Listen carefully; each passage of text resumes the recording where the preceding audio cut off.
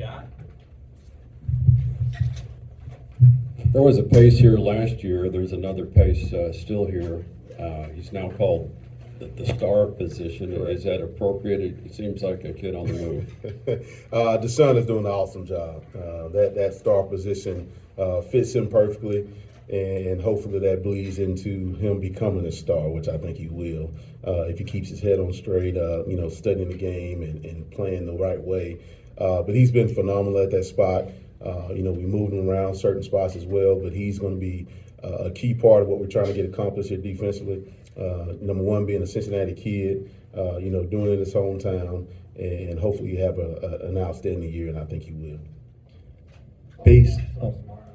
Fall camp starts tomorrow. What have been your early expectations on Camp High Ground, and what have you heard about this unique situation that this program has? Yeah, it's a little different. I haven't been a part of a program to where you actually go to an off-campus site. So I've been preparing my mind and talking to some of my colleagues that's coaching the NFL that they've traveled, to certain spots and kind of feel, get their feel for it and how they've done things in the past. But I'm kind of, in that mindset, it's kind of like a bowl site, right, for me. And so I'm excited, to hear about, and to be a part of this this high ground, activity, which is I think it's going to be great. Of course, Coach Kear's told me a lot of different stories about it, and so I'm excited to get out there and be it's just football, right? It's just us and the guys, and to see how that goes, which I think is going to be really, really good for us. Marshall and Chad. How does this defensive line group compare to what you saw on tape, and now that you've gotten to know them a little bit? They live up to the hype. They really have, and I think one of the biggest things is just from a leadership standpoint. Those guys have done a tremendous job not only this summer but this spring of leading by example, but also leading vocally.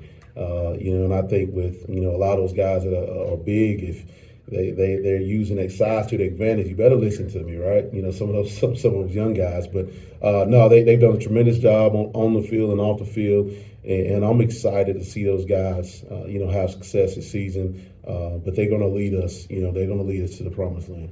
When you're working with a group that has played together, has national recognition, what's the biggest thing you can do as the new person to come and coach them heading into a season in the Big 12? Well, I think the biggest thing is to be able to trust me and trust our staff that we know what we're doing, and we're going to put those guys in situations to be successful, not only for themselves but us as a team as well. And I think that's really the biggest thing is trust, and to allow those guys to make some decisions on their own as well, to be able to play the game. But I think the biggest thing is for them to trust me, and I think I'll be able to help those guys, play the game the right way, understand situations. We're going to put them in a lot of different situations to where when they are in the game and they get those certain type of situations, it just becomes second nature to them. And I think that's what we'll do this fall camp.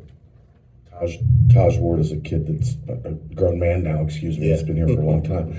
That's kind of been a jack of all trades. I don't think people, when they see his name, realize how much football he's played here. Mm-hmm. How much of a role do you see for him and being able to use his experience, being able to do a bunch of different things? Todd is like a quarterback for us, on the defensive side. He's going to get a lot of the guys lined up in the back end.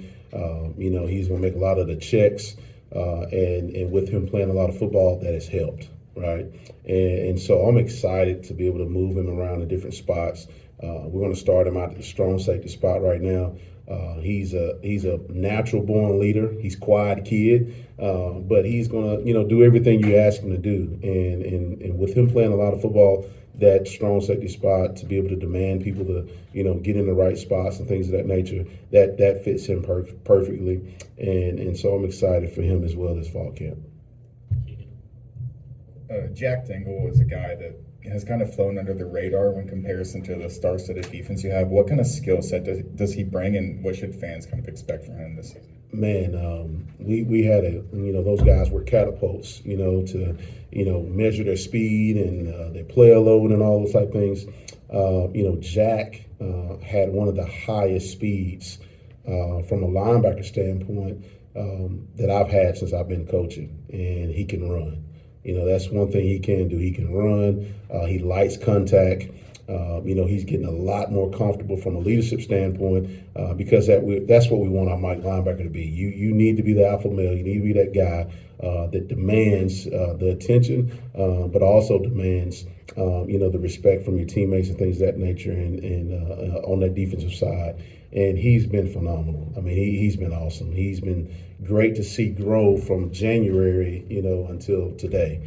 He's gotten so much better from a knowledge standpoint, but also from a physical standpoint as well. Coach Nico and his staff done a great job with all the guys, but especially Jack. From a mental standpoint, being a little bit more tougher mentally. And so I'm excited to see him, go in his fall camp better than what he was in the spring. Bryan, then Justin. Malik Van, Dante Corleone, Juwan Burks, they've all mentioned the freedom that you allow them on that defensive line. How do you think that helps with what you need from the second level? Well, I think it helps a lot because you have, those guys. You got Dante and Briggs who were, all conference players in the AAC last year, and, Dante being an All-American. But you have, Eric Phillips, you have Malik Van, you have Justin Watley, you have D. Shep, you have all those guys that have played a lot of ball.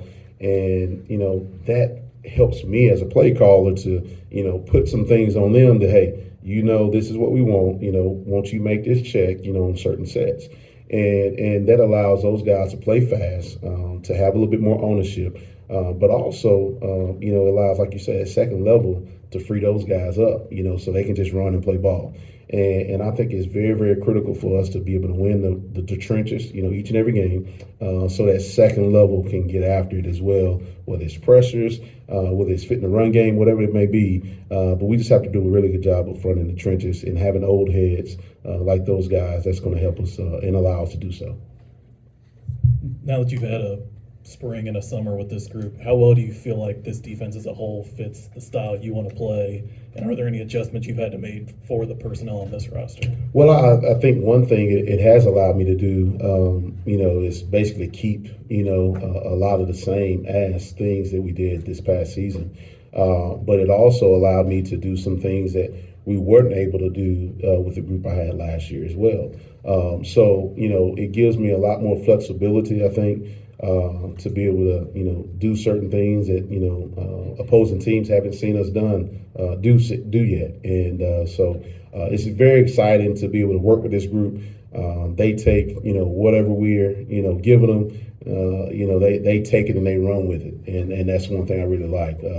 This defense, this city's built on defense, and I think they take it to heart. And so I'm excited to, to see these guys flourish with my first fall camp with them.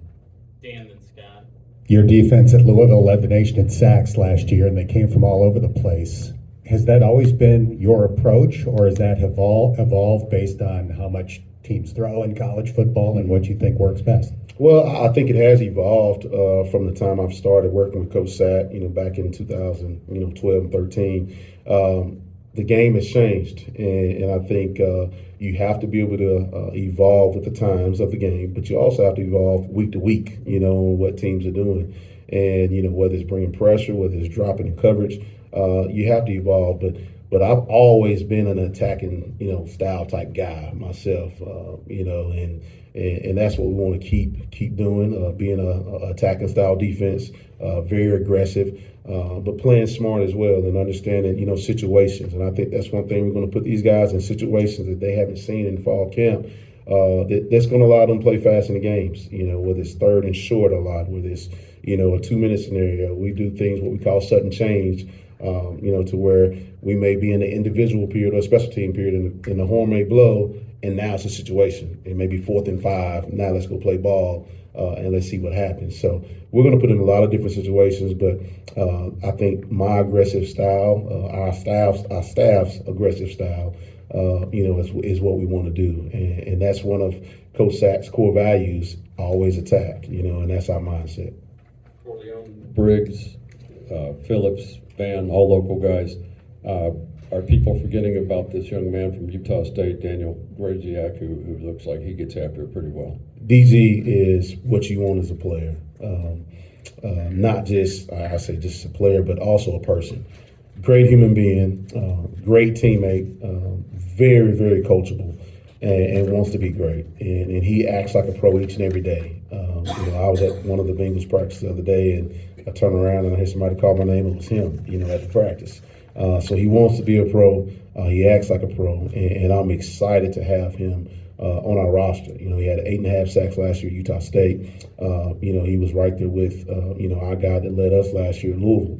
That it was one of the leaders in ACC in sacks. So it's great to have that guy in that position.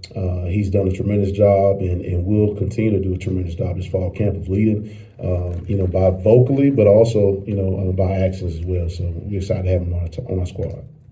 How much have you been able to lean on Kerry and Walt as you're adjusting the roster and the Cincinnati as a whole?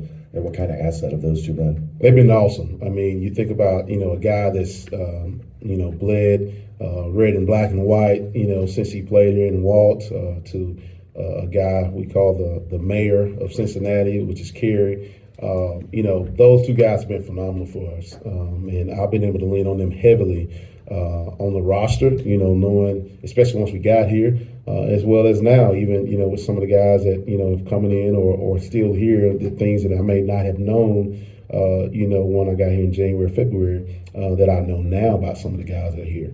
But they are very, very vital to what we're doing as a program, not just defensively, but as a program because, like I said, Kerry's been here forever in Cincinnati, and then Walt has played and understand the Cincinnati culture. So that's been great. I enjoy working with those guys and great that they're on the staff.